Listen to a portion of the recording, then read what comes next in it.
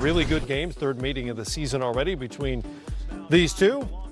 Second quarter, career assist night for Kyrie Irving, who finds Al Horford for the dunk. That was saucy right there. I like that. The spin, dropped it off real smooth for him.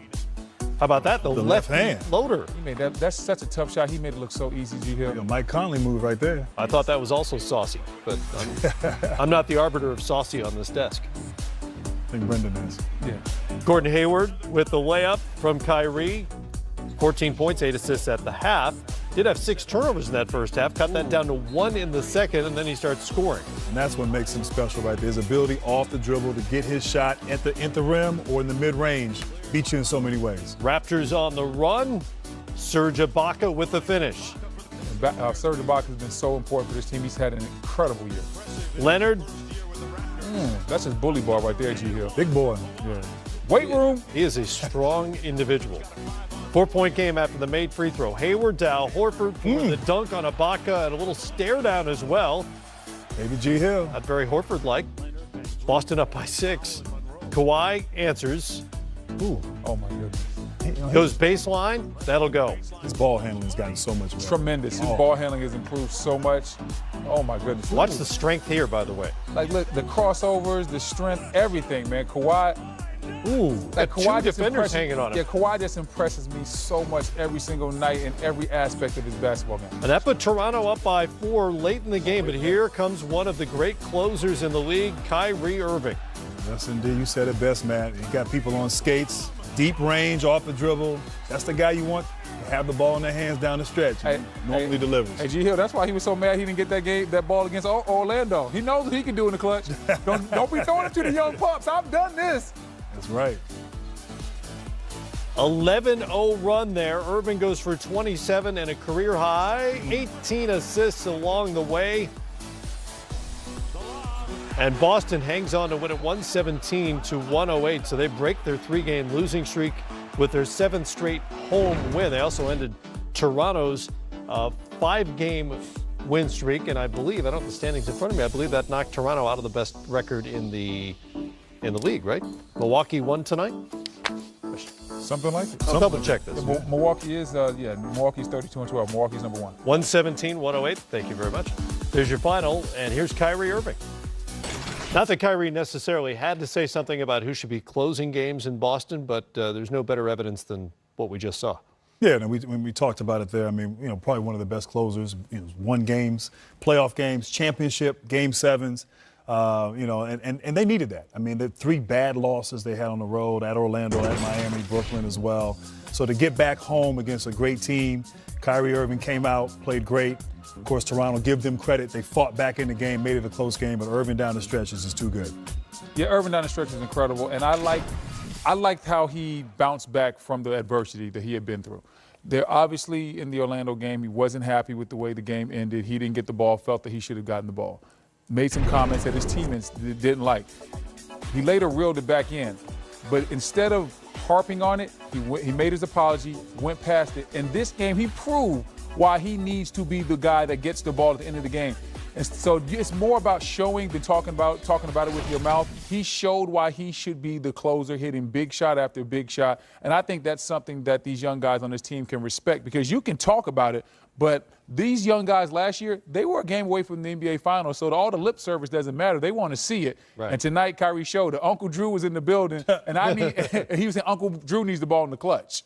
His clutch resume is pretty good, as you made mention of. Sometimes people forget, so you got to, just when they forget, you got to remind them who you really are. You're from Missouri, right? Yes. Show me, State. You got to show me. Sometimes you got, especially younger people. It's absolutely true. So 2-1, Boston leads the season series now. What do you feel like you know about these two teams? Were they to hook up in a playoff series? Absolutely nothing. Absolutely not. Because Boston has been so inconsistent all year long. They have these big wins, and then they will baffle you, and they'll get blown out by somebody that they shouldn't be blown out by. So I'm waiting to see for Boston to show me some consistency. I know they have the best talent in the Eastern Conference. I'm waiting for that talent to come together consistently like it did tonight. Yeah, I mean, Brendan said it best. I mean, we see this performance tonight by Boston, but then they're the type of team that, next time could be blown out by 25. And so they have to figure it out. I think we all knew it would take some time as you reinsert Kyrie Irving from last year, Hayward coming off the injury, guys who had great roles last year and came out of, Tatum and Brown. But we thought it'd be figured out by now. And it's a little bit alarming. Great win tonight, but they didn't look great the last 3 games. Right. They can put together maybe the second half of the season, just a run of games, a week or 2, or 2 or 3 weeks where they get hot and they start playing the basketball we all anticipated. Then you might start saying, okay, this is the Boston team. But until then, I'd probably go more with Toronto just because I know what I'm going to get from Toronto. The consistency of what they've shown throughout the season will carry over to the playoffs. Even within this game in the fourth quarter when Toronto was going on I think it was a 9-0 or 10-0 run to get back into the game and retake the lead, Boston had some terrible possessions before Kyrie kind of took over the game. That's the difference between these two teams. The consistency that Toronto has, the role definition. Though you rarely see guys get out of character for the Toronto Raptors. Everybody knows their role. We played through Kyle Lowry, we played through Kawhi, and I get my shots off of them, and that's why everything moves smoothly. When you watch Boston, those Boston players sometimes hold the ball just a second too much. And that 1 second, that's the difference between getting a good shot and a great shot because they're all looking and trying to figure out when is it my turn to get mine? And that can be a problem at times when you don't have those roles clearly defined. No, I mean, you said it best. I mean, you look at Boston, and obviously Kyrie Irving is who he is. He's the best player on the team. But, Tatum was the go-to guy last year in the playoffs. And then you have, Terry Rozier, who has a chip on his shoulder and it feels like he should be getting his numbers. Hayward is a guy who's been accustomed to being that guy. So you have a lot of guys who are accustomed to being the alpha male and now having to figure out how to adjust and adapt and fit in. And it's not working right now, whereas, it's not working consistently. Right. But in Toronto, it's clearly defined. Sure. And so that's why they've been able to play at a high level, pretty consistent throughout the year. Good one tonight in Boston, and the Celtics beat Toronto 117-108. Checking in on the Pelicans. Boogie is coming back to the Warriors, who are sitting on top of the Western Conference. This is a team that has had an up and down season, but they're still sitting in first place. Like KRS once said, I'm still number 1. Yeah, I mean, I guess an up and down season for the Warriors ends in the same spot as always been for the Warriors the past few seasons in a row, at the top of the Western Conference, and it's the rich getting a whole lot richer, adding an all-star caliber big man to the mix. We haven't seen the Warriors in this form where you got 4 other all-stars in that starting lineup potentially, and then you add Boogie, maybe the most dynamic big man in the league before he got hurt, to that mix. Well, I mean, we just saw what they did to Denver, dismantling them, their 10th game, winning by 20, their 4th 140-point performance. Now, let's just put this in perspective. This isn't 2K. This isn't just insert Boogie in the lineup and you're going to go run up the score, maybe score 150, 160 per game. There are some potential pitfalls. What are some of those things that you're looking at as Boogie returns to the lineup? What do you mean it's not going to be 2K? I mean, no, look, the main thing to me that you're looking at for Boogie is certainly in these first games back is just his wind. Like, what kind of conditioning does he have? Steve Kerr starting him means that he won't be eased into this thing. He's on a 1-year deal, as everybody knows. So it's not like there's a whole lot of time to play around with this. You want to get Boogie fully integrated into this team. He's been watching, but now he gets a chance to get out there in the mix. And you want that to happen as quickly as possible if you're the Warriors, bro, because you don't have time to play around. The West is a little bit tighter than it's been in past seasons. You get Boogie in there now, get him comfortable. Maybe now is when you take off if you're the Warriors and get back to having the kind of cushion you've had in the Western Conference the past few years. Just talking to D. Fish about this while we were off camera. He's in the film room right now, but he says in the past, this stretch right here after the holiday season in between All-Star break, this is when teams can usually try to find that space to get on that roll, to push them into All-Star break, to have that trajectory, that cohesiveness that can carry them towards the back end of the season. And it seems like the Warriors are starting to hit on all points right now with Boogie coming back. Yeah, it's an interesting time for him to come back, too, on the same week where they have a statement game against the Nuggets and blow the Nuggets' doors off. Yeah. So now you get Boogie back, and I'm sure everybody else in the West is thinking, this is the nightmare scenario we were talking about when Boogie signs a 1-year, $5.3 million deal to join the 2-time defending champs. Did they really need his help? But, you know, this is the same team that didn't need Kevin Durant's help and got it anyway and are right back in the catbird seat in the West Conference. I love it. I love the science experiment portion of this, which will be the first couple weeks with Boogie in that mix. Now, if he gets comfortable quickly, Ro, then it's business as usual for the Warriors. They move on. Only if it goes awry some kind of way or if he disrupts what they do, does this become a story that everybody's watching and scratching their head and saying, should they have done this? Should they have added a player like this to, you know, what is already a championship roster? But I love it. I love the notion of Boogie showing us that he can fit in and play alongside these guys. Well, you mentioned science experiment. I guess in some circles you would say this science experiment failed in New Orleans with Boogie Cousins playing alongside his fellow Wildcat Anthony Davis. Is Anthony Davis sitting in the locker room right now twiddling his thumbs like, man, I wish Boogie would come out and play tonight so we could go get this thing started?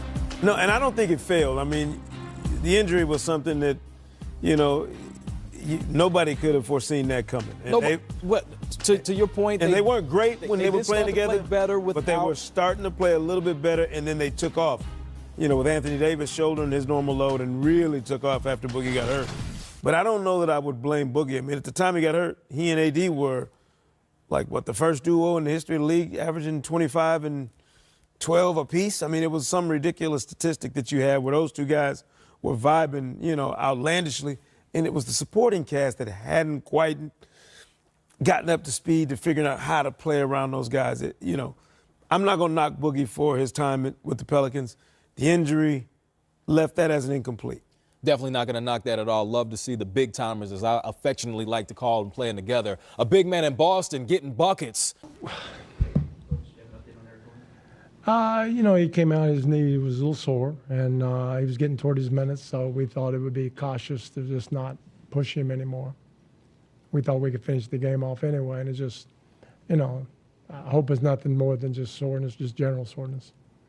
Is it different than what checked it out last week? Well, it's the knee, so it's all connected. So anyway, he had a good run, and that's what we wanted. What did you see defensively, some of the breakdowns?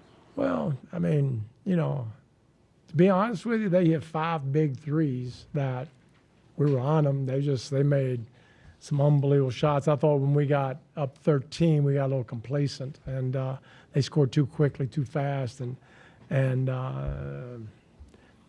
you know, that was regrettable. But at that, you know, we're up 7 with about 40 seconds, and there's 1, 2, 3. I think 3 threes they were hit. They were covered, and they hit them. And you know, hey, tip your hat to them, and hey, let's go to the next one. What were your thoughts on the last play, giving Gerald that last shot?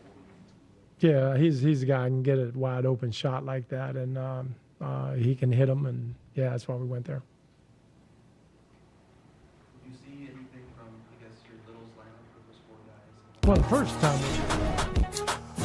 Well, Mike D'Antoni got to be scratching his head talking about Eric Gordon leaving the game with that same right knee injury that had cost him 8 games. Story of the night, James Harden goes off in the third quarter for 22, finishes the night with 58-point back-to-back 50-point efforts, but not enough tonight as the Nets get a spectacular effort from Jared Allen, taking advantage of not only the short-handed, but the short rockets. Jared Allen joins a very elite and very small club. Players in NBA history to score 20 points and grab 24 rebounds prior to turning 21 years old.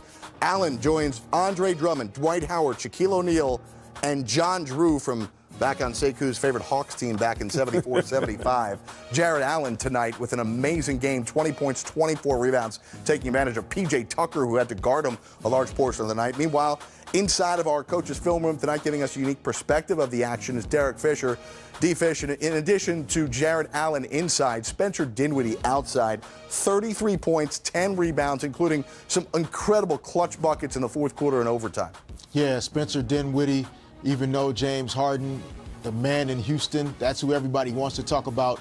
But as we roll the clips here, we'll see Spencer Dinwiddie's ability to make plays at multiple levels. Hill down 3, Austin Rivers trying not to foul, giving him some room, pulls up from 4 or 5 feet behind the three-point line, knocks it down. And here, really impressive execution. This is why the Nets are at 500.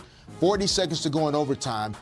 Double stagger away. Joe Harris comes up. 2 guys go. Allen with the finish. misses the free throw here with the offensive rebound. Spencer Dinwiddie back with the ball. We saw the first clip where he knocks down the three. So now you have to stay close so he doesn't pull up on you. What does he do? Smart play. Gets downhill, a little bit of slide step around P.J. Tucker, bump, and the foul. Goes to the free throw line, puts the Nets up 1. They secure the game. And so Spencer Dinwiddie, one of the great stories in the NBA, a player that has come back from injury, being traded, etc. Kenny Atkinson showing the confidence in him. And the Nets with a big road win down in Houston. Fish, the Nets at 500 through 46 games for the first time since the 2012-2013 season. The Nets, they are coming. Derek Fisher in our film room. We're coming back with more live Crunch Time.